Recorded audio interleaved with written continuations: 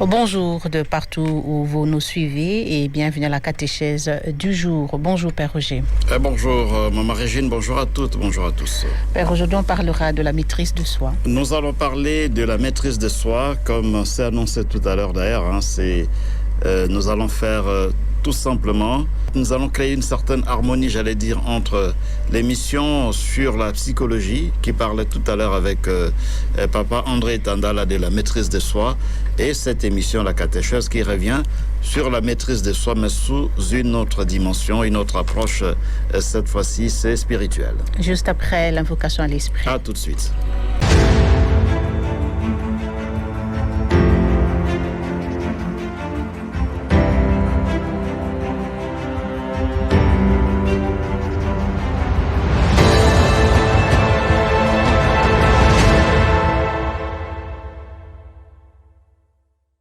Merci à ces cantiques, à l'esprit. Père, vous avez la parole pour la matière du jour.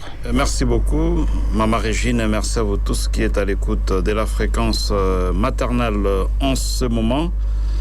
Comme nous l'avons annoncé tout à l'heure, nous allons parler aujourd'hui de la maîtrise de soi. La maîtrise de soi, c'est défini de façon courante comme étant cette capacité qui nous permet de réguler, de tempérer, de modérer nos émotions, nos sentiments, nos pensées, nos paroles et nos différents comportements dans différentes situations données. C'est un peu ça, la maîtrise de soi. Les noyaux de la maîtrise de soi, c'est la capacité de réguler, de modérer, de tempérer. C'est ainsi que il y a des traductions de la Bible qui, à la place de traduire le mot grec par maîtrise de soi, préfère plutôt la tempérance. Tempérance, modération, c'est-à-dire cette capacité de modérer. Vous avez peut-être en vous une émotion qui peut vous pousser à prononcer une parole qui va vexer l'autre. Vous modérez ça. Vous essayez de modérer, vous essayez de tempérer de façon que ce que vous allez dire soit, comme disait Papa Etandala tout à l'heure, raisonnable. Lui, il a parlé en termes, en utilisant les mots raisonnables. On peut se fâcher, mais le faire de façon raisonnable, disait le psychologue. C'est-à-dire qu'il ne faudrait pas que la colère nous emporte au point qu'on devient méconnaissable par ceux qui sont autour de nous. Là, ça ne va pas. Ça, c'est justement le manque de maîtrise de soi. Alors, il disait, quand on se fâche, il faut le faire de façon raisonnable. Nous, on dira, dans le cadre de cette catéchèse sur la maîtrise de soi, comme dérivé de l'amour, qui est l'unique fruit de l'esprit, nous dirons plutôt le faire en tenant compte de ce que dit la parole de Dieu, le faire en tenant compte des commandements du Seigneur, le faire en tenant compte de l'évangile du Christ. Qu'est-ce que l'évangile dit ? Est-ce que c'est que je suis en train de développer comme émotion en ce moment est conforme à l'évangile ou pas? Le sentiment qui bouillonne en moi en ce moment est conforme à l'évangile ou pas? Est-ce que cette pensée que je suis en train de développer en ce moment est conforme à l'évangile ou pas?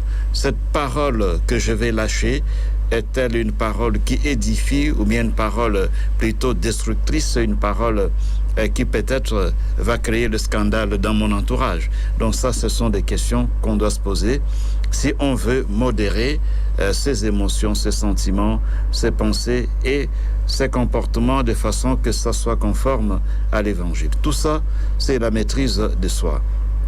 N'oublions pas que nous parlons de la maîtrise de soi dans un contexte donné.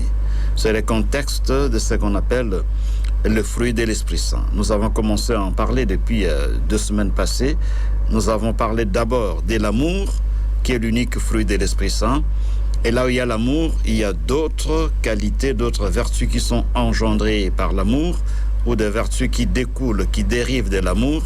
Et ces vertus que nous appelons les dérivés de l'amour, qu'on assimile évidemment au fruit de l'Esprit Saint, sont notamment la joie, la paix, la longanimité, serviabilité, bonté, confiance dans les autres, ou bien fidélité ou foi, nous en avons parlé la semaine passée, et puis la douceur dont nous avons parlé le jeudi passé, et finalement aujourd'hui, c'est la maîtrise de soi. Donc la maîtrise de soi clôture le fruit de l'Esprit Saint. Les anglo-saxons diraient last but not least, c'est-à-dire c'est le dernier mais c'est pas le moindre.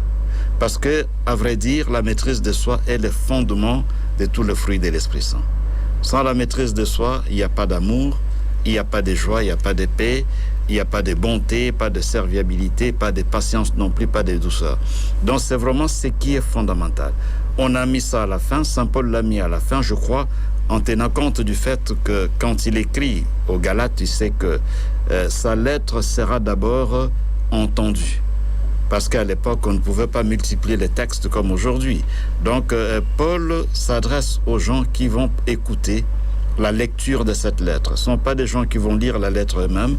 Et quand on écoute un texte, un discours, souvent, quand on se met à énumérer une série de choses, ce qu'on retient, c'est la dernière chose. On retient ça facilement. Voilà pourquoi, dans l'énumération de ces dérivés de l'amour, il met la maîtrise de soi à la fin, parce qu'il sait que c'est la vertu, la qualité qui sera citée en dernier lieu, et c'est facile à retenir par l'auditeur. C'est lui qui entend, n'est-ce pas, la proclamation de la lettre aux Galates, notamment en Galates 5, 23, il suit l'énumération de ces différents dérivés de l'amour. En dernier ressort, il y a maîtrise de soi.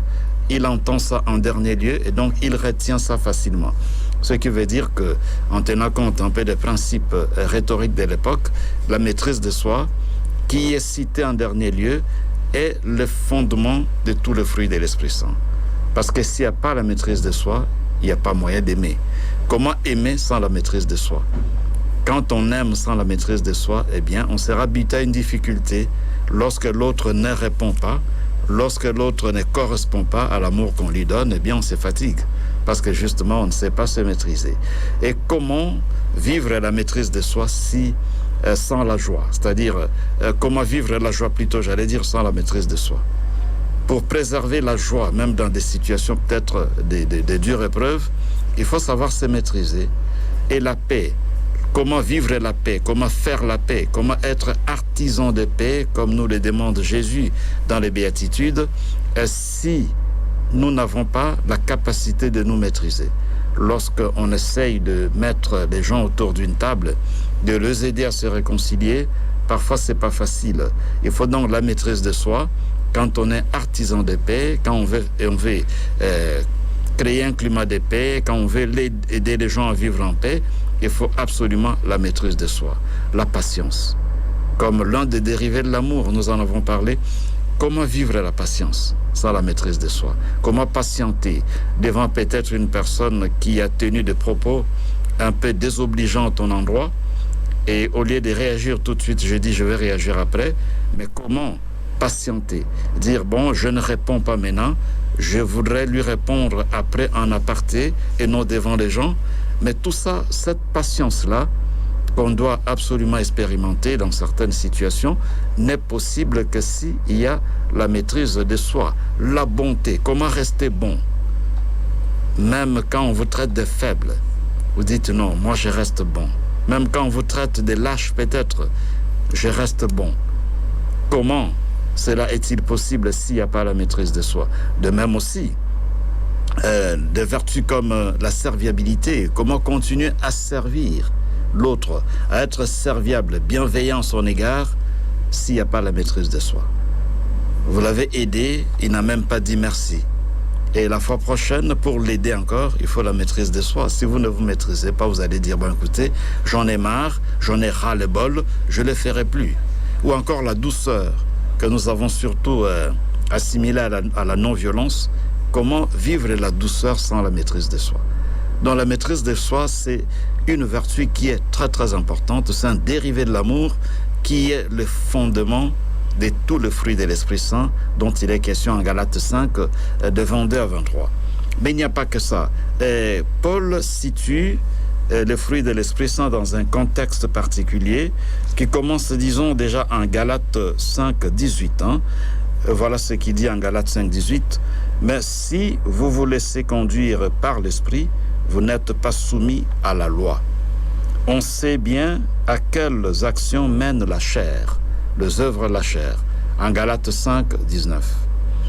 La maîtrise de soi nous permet de préserver le fruit de l'Esprit Saint, l'amour et ses dérivés, dont nous avons parlé tout à l'heure, amour, joie, paix, patience, bonté, serviabilité, douceur et autres.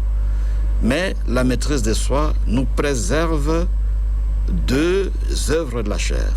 Ça nous permet d'éviter les œuvres de la chair dont il est question en Galates 5, de 19 jusqu'à 21. Inconduite, impureté, débauche, idolâtrie, sorcellerie, haine, rivalité, jalousie, emportement, intrigue, division, sectarisme, envie, beuverie, orgie et autres choses du même genre. Ça, c'est Galates 5, 21. Je vous en préviens, dit Paul, comme je l'ai déjà fait, ceux qui commettent de telles actions ne recevront pas en héritage le royaume de Dieu.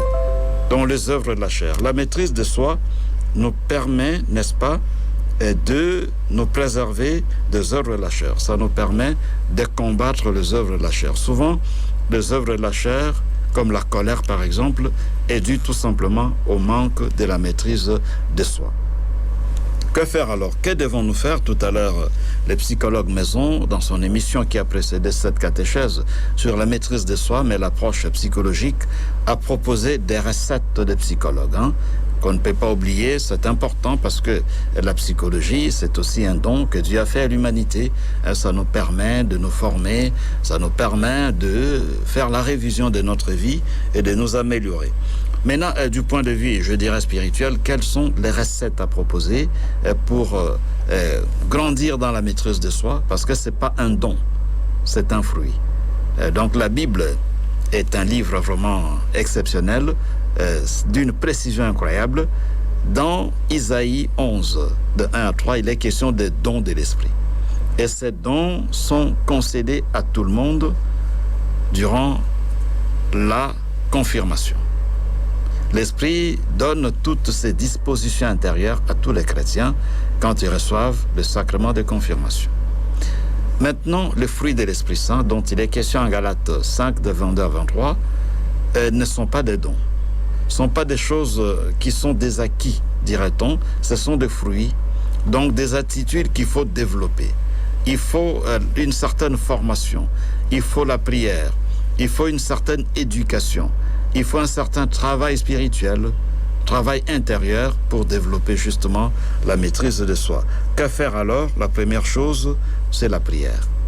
C'est d'abord la prière parce que comme ce sont des fruits de l'Esprit Saint, il faut dans la prière demander à l'Esprit Saint de travailler en nous pour produire en nous la maîtrise de soi, de façon que grâce à la maîtrise de soi, nous puissions reproduire les dérivés de l'amour ou bien d'autres fruits de l'Esprit Saint.